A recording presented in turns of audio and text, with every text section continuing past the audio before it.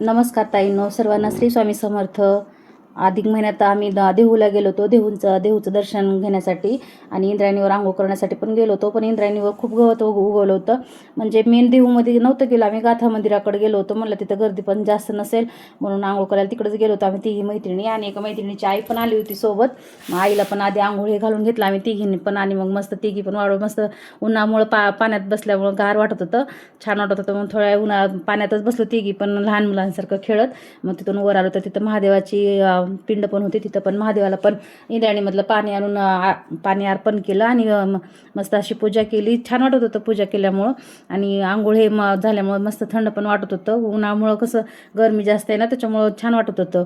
मग वरती येऊन मग महादेवाच्या पिंडीची पूजा केलो. पूजा करून तिथंच ते स्थान म्हणजे संत तुकाराम महाराजांचं शिळा मंदिर आहे.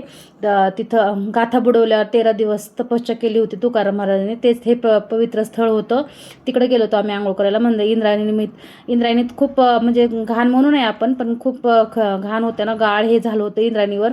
आणि गर्दी पण होती खूप. त्याच्यामुळं आम्ही इकडेच गेलो होतो मंदिराकडे. म्हणलं गाथा मंदिराचं पण आपलं दर्शन होईल आणि आंघोळ पण आपल्या तिकडचं निवांत होईल म्हणून मग तिकडंच गेलो होतो. मग चौघींनी पण आंघोळी केली आणि छान अशी पूजा करून मग वरती आलो. वरती म्हणजे तर गाथा बुडवल्यावर 13 दिवस म्हणजे का ताईनं थोडे दिवस झाले का 13 दिवस तुकाराम महाराजांनी तिथं तपस्या केली होती. तेच हे मंदिर होतं.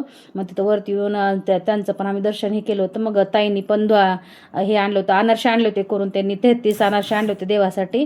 आणि आळंदी देहू दोन्हीकडे पण त्यांनी छान अशा अनारसे पण बनवून घेतले होते. मग त्या अनारसे पण ते तिथं ह्याला देवाला पण न्यायचं होतं आम्हाला देहूत. मग आधी इकडं गाथा मंदिराचं दर्शन घेण्यासाठी मग तिकडे गेलो होतो. म्हणून मग गाथा मंदिराचं आंघोळ हे केलं तिथं पाण्यात. पोरांनी पण आंघोळ केली. बस पोरं पण पाण्यातून निघतच नव्हते. पोरांना पण पाण्यातून काढलं आणि सर्वांनी तो आवरून महादेवाची पूजा करून वरती आलो. तर गाथा मंदिर बाहेरून काय असं दिसत होतं. खूप सुंदर मंदिर आहे.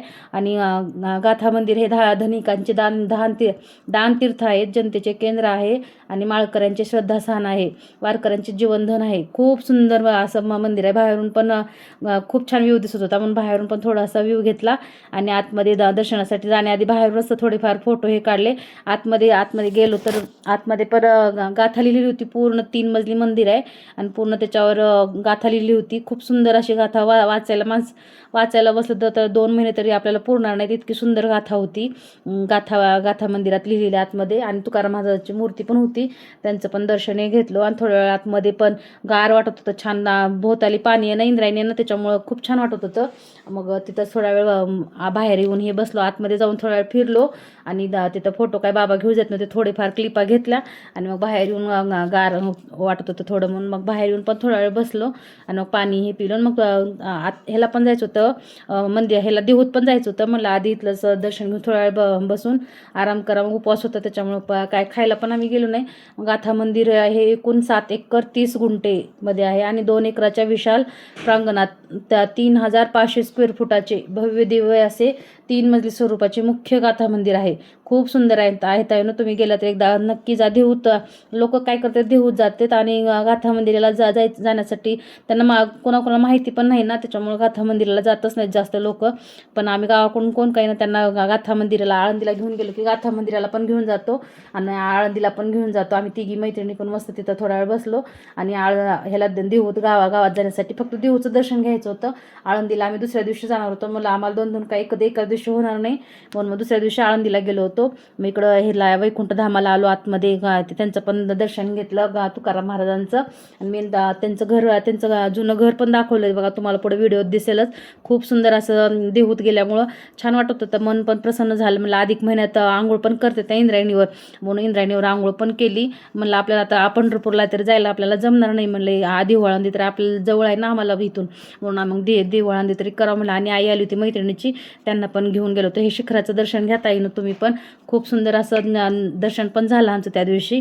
मग तिकडं पण जायचं होतं आम्हाला जुन्या मंदिरात पण. हे नवीन मंदिर आहे इकडलं आणि तुकाराम महाराजांचं. आणि जुन्या मंदिरात पण खूप छान, तिकडं पण गर्दी खूप आहे.